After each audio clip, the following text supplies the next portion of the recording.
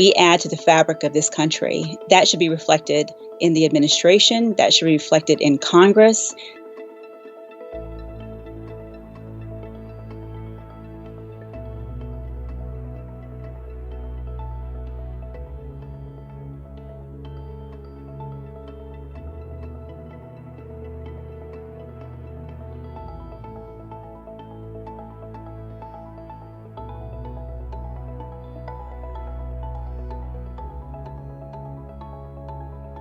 Just because they're old documents doesn't mean that they're not valid. They are still live documents, much like the U.S. Constitution and much like the Bill of Rights.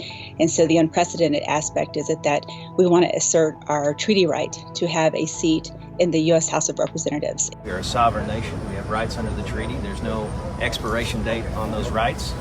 We're asserting them now.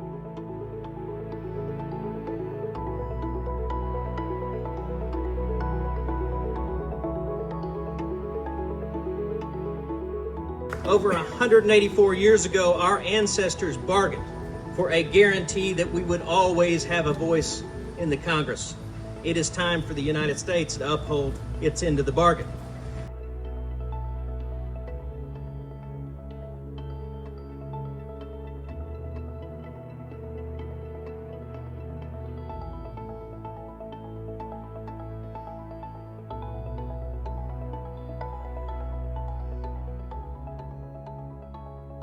A delegate can introduce legislation, they can offer amendments, they can vote in committee, they can speak on the House floor, but they cannot vote on the House floor. The power of a delegate really lies in the committees and in the partnerships and in the collaborations they make.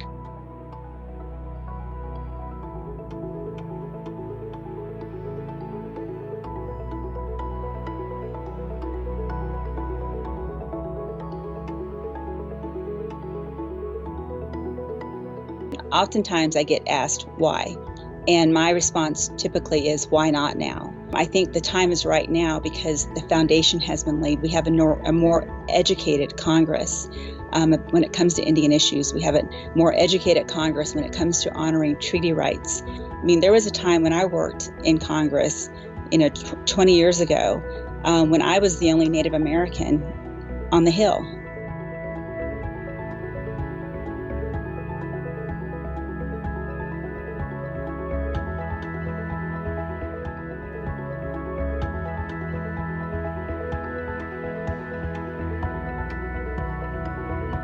Indian country relies so heavily on federal dollars, and these aren't handouts.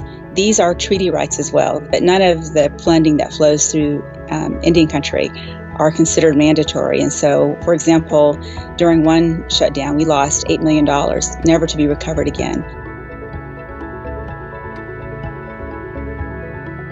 We're patient.